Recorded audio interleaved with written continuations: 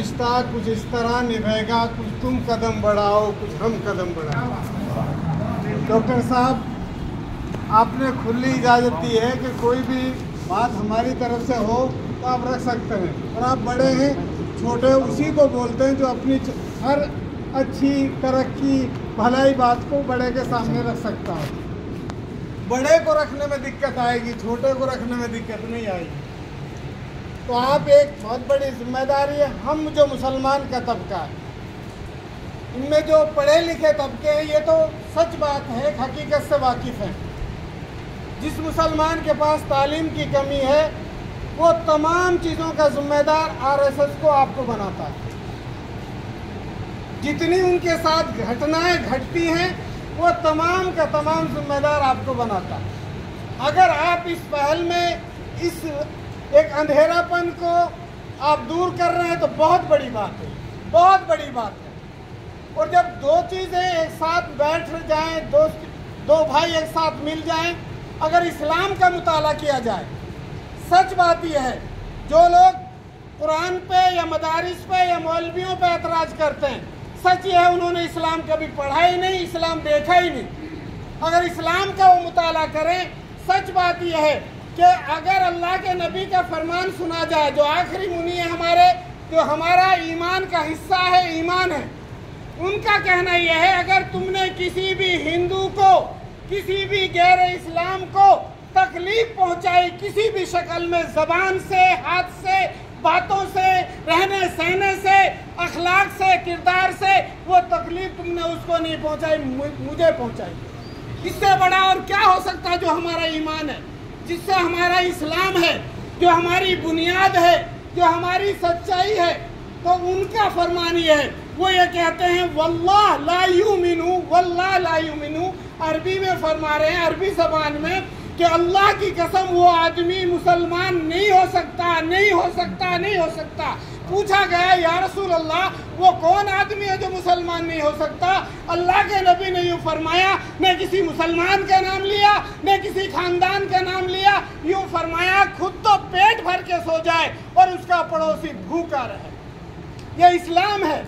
तो हम चाहते हैं यमन, ये इस मुल्क में यमन का गहवारा है, ये एक धार्मिक मुल्क है। दुनिया में अगर देखा जाए तो अगर तारीख को जब हम औराक का मुताला करेंगे, इससे बड़ा धार्मिक मुल्क पूरी दुनिया में नहीं है। और इससे बड़ी तारीख भी, हम इतने धर्मों के लोग जो एक साथ इत्तेहाद और इत्तिफाक से रहते हैं, वो जहाँ जिस मुल्कों में एक एक धर्म है, वहाँ ये इत्तिहाद नहीं है, वो इत्तिफाक नहीं है, वो भाईचारगी नहीं है।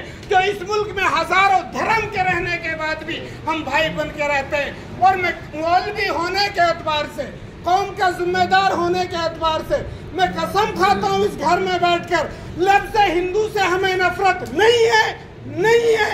इसलिए नहीं कह रहा कि आप बैठे हुए सामने, हम आपके गैर मौजूदगी में भी ये बातें रखते हैं। न कोई बयानों में लफ्ज़ हिंदू लाते हैं, न हमारी सोच है हिंदुओं के साथ बैठना है, रहना है, खाना पीना है, गम खुशी में शरीक करते हैं। मैं आपको बता दूं, हमने बहुत सारे हिंदुओं की दावत में हम गए, अपना अपना कमाल बताते हैं कि हम आपकी कितनी इज्जत करते हैं। हमारे यहाँ 2 खाने तैयार होते हैं, एक वेज होता है, एक नॉन वेज होता है।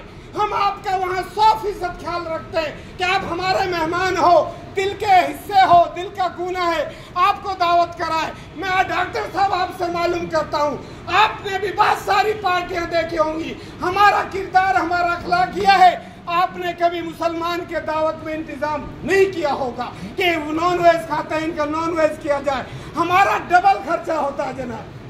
हम आपका इकराम देखकर करते हैं, हम आपका आस्था देखकर आपका इकराम करते हैं, आपकी दावत करते हैं कि आपकी आस्था ये है तो हम आपको वही खाना खिलाते हैं। लेकिन हम ज़बान का स्वाद नहीं देखते, उसमें हम आपकी इज्जत देखते हैं, आपकी आस्था देखते हैं, आपका धर्म देखते हैं, आपका समाज देखते हैं। आप 10 लोगों में बीच में बैठकर या आप लोगों के सामने बात करते हैं तो आप ये ना कहें, कोई ये ना कहे हम मौलाना की दावत में गए थे, वहाँ चिकन काट रहे थे, वहाँ मटन फाड़ रहे थे। इसलिए आपका इकराम करते हैं समाजी एतबार से भी और मुल्क के एतबार से भी। हम बहुत सारे हिंदुओं की पार्टी में गए, किसी पार्टी में किसी मौलाना को देखकर अलग से इंतजाम नहीं किया गया।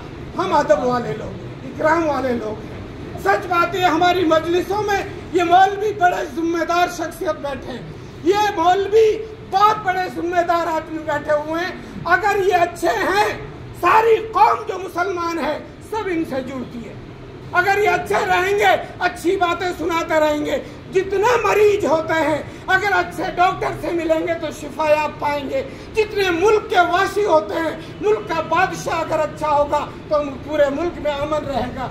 हम इस अमन को, आपकी इस पहल को, मौलाना डॉक्टर उमर इलियासी साहब की इस पहल को सलाम करते हैं, दिल से सलाम करते हैं। और हम सारे आपके इस पहल के साथ हैं। हम हिंदुस्तान में अमन चाहते हैं डॉक्टर साहब, अमन चाहते हैं 100%। आज जो बदअमनी का दौर है, किसी का जवान बेटा अगर शाम में देर से आया है, उसकी रातों की नींदें खराब हैं। हम दाढ़ी टोपी लेकर गाड़ी रोड पर चलाते हैं। अल्लाह की कसम, हमें एक्सीडेंट से डर नहीं है, मौत से डर नहीं है, लेकिन हमें यह खतरा है दाढ़ी टोपी देखकर कोई मुसलमान का पेशवा समझकर कोई आएंगे गुंडे और रोड पे बेइज्जती और बेइज्जती कर देंगे। ये अमन होना चाहिए हिंदुस्तान जैसे में। अगर यहाँ भी अमन नहीं रहा, कहीं पर अमन नहीं रहेगा। अस्सलाम वालेकुम व रहमतुल्लाह।